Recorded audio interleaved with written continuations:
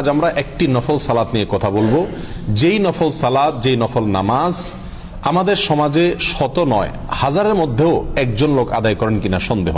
অথচ কোরআন এবং হাদিসে যত নফল সালাতের কথা বলা হয়েছে, এই যে সালাতটির কথা আমরা আজকে বলতে চাচ্ছি, এই সালাতটি তন্মধ্য থেকে দ্বিতীয় সর্বাধিক গুরুত্বপূর্ণ নফল সালাত। সমস্ত নফল নামাজের ভিতরে সবচেয়ে গুরুত্বপূর্ণ নফল নামাজ হলো তাহাজ্জুদের নামাজ। তাহাজ্জুদের পরে দ্বিতীয় সর্বোচ্চ গুরুত্বপূর্ণ নফল সালাত হলো সালাতুদ দুহা বা চাশতের নামাজ। সালাতুদ দুহা বিষয়ে নবী আলাইহিস সালাম থেকে এত হাদিস বর্ণিত হয়েছে, এত গুরুত্ব বর্ণিত হয়েছে যে অন্য কোন নফল সালাত বিষয়ে এত বেশি গুরুত্ব আরোপ করা হয়নি। অথচ এই নামাজটি আমাদের সমাজে সবচেয়ে বেশি নফল সালাতের ভিতরে সবচেয়ে বেশি অবহেলিত, সবচেয়ে বেশি মৃত, সবচেয়ে বেশি বিলুপ্ত প্রায়। সহিহ মুসলিমে আসছে, আবু যর গিফারী রাদিয়াল্লাহু তাআলা বর্ণনা করছেন যে নবী আলাইহিস সালাম বলেছেন, প্রতিদিন সকালে বান্দার শরীরে যতগুলো জোড়া আছে প্রত্যেকটা জোড়া এর পক্ষ থেকে আল্লাহর কাছে বান্দার তাসবিহ পেশ করা, সাদাকা পেশ করা উচিত। আর প্রতিবার সুবহানাল্লাহ বলা, আলহামদুলিল্লাহ বলা, লা ইলাহা ইল্লাল্লাহ বলা, আল্লাহু আকবার বলা, এগুলো হলো সাদাকা। অর্থাৎ প্রতিটি অঙ্গ প্রত্যঙ্গ থেকে, প্রতিটি জোড়ার পক্ষ থেকে আল্লাহর কাছে সাদাকা, শুকরিয়া আদায়। তো প্রতিদিন সকালে এটা বান্দার করা উচিত। আর প্রত্যেক জোড়ার পক্ষ থেকে তাসবিহ, তাহলিল, তাকবীর, তাহমিদ, সুবহানাল্লাহ, আলহামদুলিল্লাহ, লা ইলাহা ইল্লাল্লাহ, আল্লাহু আকবার বলা, এটা খুব সহজ কাজ না প্রতিদিন নিয়মিত। নবী আলাইহিস সালাম সহজ করে দিয়েছেন এর জন্য, যদি কোনো মানুষ সকালে 2 রাকাত সালাত আদায় করে তাহলে তার প্রত্যেকটা অঙ্গ প্রত্যঙ্গের পক্ষ থেকে সাদাকা দেওয়ার কাজ হয়ে যায়। আর সেই 2 রাকাত সালাত সালাতুল দুহা বা চাশতের নামাজতে প্রতিদিন সকালে সালাতুল দুহার অংশ হিসাবে মানুষ যদি সালাত আদায় করে তাহলে গোটা শরীরের প্রত্যেকটা অঙ্গ প্রত্যঙ্গের পক্ষ থেকে কি হয়ে যাবে? সাদাকার কাজ হয়ে যাবে ইনশাআল্লাহ। প্রিয় ভাইরা, এই সালাতুল দুহা সম্পর্কে আবু হুরায়রা রাদিয়াল্লাহু তাআলা আনহু বলেন, আওসানি খালিলি বিসালাস, আমার বন্ধু রাসূল করিম সাল্লাল্লাহু আলাইহি ওয়াসাল্লাম আমাকে 3টি বিষয় করার জন্য, 3টি কাজ করার জন্য ওসিয়ত করেছেন। ওসিয়ত সাধারণ নির্দেশ না, ওসিয়ত মৃত্যুর আগে মানুষ যেটা সবচেয়ে গুরুত্বপূর্ণ নসিহত এবং উপদেশ দিয়ে থাকে, অবশ্য পালনীয় যে উপদেশ দিয়ে থাকে সেটা হলো ওসিয়ত। তো সাহাবী আবু হুরায়রা বলেন, আমাকে নবী করিম সাল্লাল্লাহু আলাইহি ওয়াসাল্লাম 3টি কাজের ওসিয়ত করেছেন। এই 3টি কাজের ভিতরে একটি হলো সালাতুদ দুহা যেন আমি আদায় করি। তিনি বলেছেন হাদিসের শেষে, লা আদাহুন্না হাত্তা আমুত, আমি মৃত্যু পর্যন্ত তার ওসিয়ত গুলো ফলো করে যাব, একটাও ছাড়বো না। অর্থাৎ এই সালাতুদ দুহা মৃত্যু পর্যন্ত কখনো ছাড়বো না।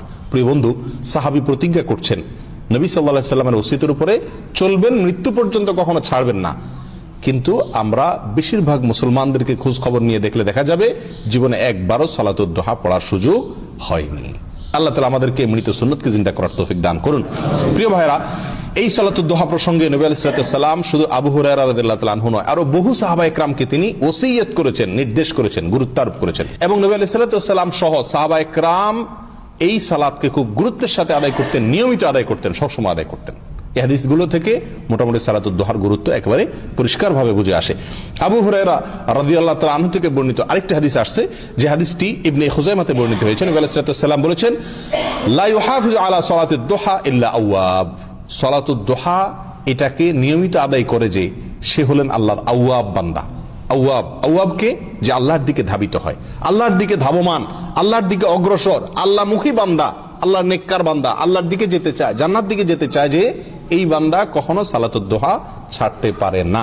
সালাতুদ দুহাকে নিয়মিত পড়ে যারা, তারা আল্লাহর দিকে ধাবমান, আল্লাহর দিকে অগ্রসর বান্দা যারা, তারাই এটাকে কি করে? নিয়মিত আদায় করে।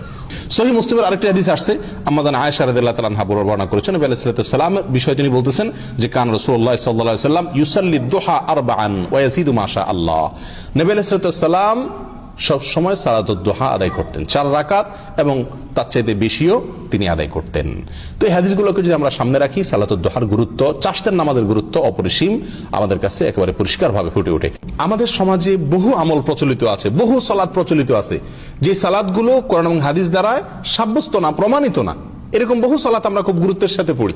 যেমন সব রাতে আমরা রাতভর জেগে নামাজ পড়ি এবং বিশেষ সংখ্যায় পড়ি, 2 রাকাত 2 রাকাত করে, 100 রাকাত, 10 রাকাত, 20 রাকাত, কত রকম কথা প্রচলিত আছে। অথচ এগুলোর কোনো ভিত্তি কোরআন হাদিস থেকে পাওয়া যায় না। শবে মেরাজ আদায় করে, এরকম আরো বহু নামাজের অস্তিত্ব আমাদের সমাজে আছে, যেগুলোর কোনো অস্তিত্ব কোরআন এবং হাদিসে নাই। কিন্তু এই সালাতুদ দুহার মতো গুরুত্বপূর্ণ সালাত, যেটা সম্পর্কে এমন কোন হাদিসের কিতাব নাই যেখানে পাওয়া যাচ্ছে না, এবং নবী আলাইহিস সালাম নিজে জীবনে ছাড়ছেন না, সাহাবায়ে কেরামকে গুরুত্ব আরোপ করছেন, ওসিয়ত করছেন এবং বারবার বলছেন, বিভিন্ন সাহাবীকে বলছেন, সেটির অস্তিত্ব আমাদের সমাজে খুঁজে পাওয়া যায় না। কিন্তু যে সমস্ত সালাতের কোনো অস্তিত্ব কোরআন হাদিসে নাই, সেগুলো মাশাআল্লাহ সমাজে দেখা যায় অনেক মানুষ করে থাকেন। আল্লাহ তাআলা আমাদেরকে বুঝার তৌফিক দান করুন।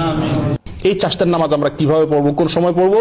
চাশতের নামাজ বা এই সালাতুদ দোহা পড়ার সময় হলো সূর্য ওঠার 15-20 মিনিট পর থেকে নিয়ে শুরু হয়, একেবারে যোহরের ওয়াক্ত হওয়ার আগ পর্যন্ত এই টাইমের ভিতরে পড়া যায়। ওলামা ইকরামের অনেকে এশাকে সালাতকে আলাদা বলেছেন, অর্থাৎ সূর্য ওঠার পর একটা নামাজ আলাদা বলেছেন 2 রাকাত, আর এরপরে 8টা-9টার দিক থেকে নিয়ে যোহরের ওয়াক্ত হওয়ার আগ পর্যন্ত। অনেক ওলামা ইকরাম বলেছেন সর্বনিম্ন এটা 2 রাকাত, আর অনেকে বলেছেন 4 রাকাত। তো আমি 4 রাকাত পড়লে সবার মত অনুযায়ী মোটামুটি হয়ে যাচ্ছে। 4 রাকাত আমি সর্বনিম্ন আদায় করব, আর 8 রাকাত পর্যন্ত অনেকে বলেছেন নবী আলাইহিস সালাম থেকে সাবেত। আর এই হাদিসে যেহেতু আমাদের আয়েশা মুসলিম হাদিসে বলেছেন যে ওয়ায়াজিদু মাশা আল্লাহ, এর বেশি তিনি যতটুকু আল্লাহ তৌফিক দিতেন পড়তেন। এই জন্য অনেক ওলামা ইকরাম বলেন কোনো সীমা নাই, আপনি 4 রাকাত, 6 রাকাত, 8 রাকাত যতটুকু সুযোগ পড়েন। বাকি বেশিরভাগ নবী আলাইহিস সালাম থেকে এবং সাহাবায়ে কেরাম থেকে 8 রাকাতের কথা বর্ণিত আছে। প্রতিদিন না পারেন সপ্তাহে একদিন হলো এই সালাতটা পড়ার অভ্যাস করতে হবে। সাধারণ সূরা কেরাত দিয়ে অন্য সালাতের মতোই পড়তে হবে।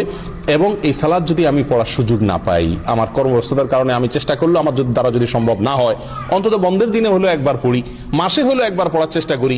নবী আলাইহিস সালাম যেটাকে এত গুরুত্ব দিয়েছেন, ইসলামে যেটা দ্বিতীয় সর্বোচ্চ গুরুত্বপূর্ণ নফল সালাত, সেটা আমি জীবনে একবার আদায় করব না, মাসে একবার আদায় করব না, এটা নবী আলাইহিস সালামের সুন্নতের প্রতি অবহেলা, অবিচার ছাড়া আর কিছু না। এই জন্য ভাই প্রতিজ্ঞা করি, চেষ্টা করি, আর যদি নিজে আমল করতে না পারি, এই আলোচনাটাকে ছড়িয়ে দেওয়ার চেষ্টা করি, এই মাসআলাটাকে, এই বিষয়টাকে ছড়িয়ে দেওয়ার চেষ্টা করি, অন্যের মধ্যে প্রচার করবার চেষ্টা করি, যাতে অন্যরা আমল করতে পারে। আমার প্রচারের মাধ্যমে যদি কেউ আমল করে, তো নবী আলাইহিস সালামের হাদিসের আলোকে তার আমলের কারণে যে সওয়াব সে পাবে, তার সমপরিমাণ সওয়াব আল্লাহ তাআলা আমাকেও দিবেন। আর এই সুন্নাতটা যেহেতু এখন মৃত প্রায় হয়ে গেছে, বিলুপ্ত হয়ে গেছে, এটাকে জিন্দা করলে যত মানুষ এটা করবে, তাদের সমপরিমাণ সওয়াব আমরা ইনশাআল্লাহ পাবো। আল্লাহ তাআলা আমাদের সকলকে তৌফিক দান করুন। জাযাকুমুল্লাহ ওয়া আখিরু দাওয়ানা আলহামদুলিল্লাহি রাব্বিল আলামিন।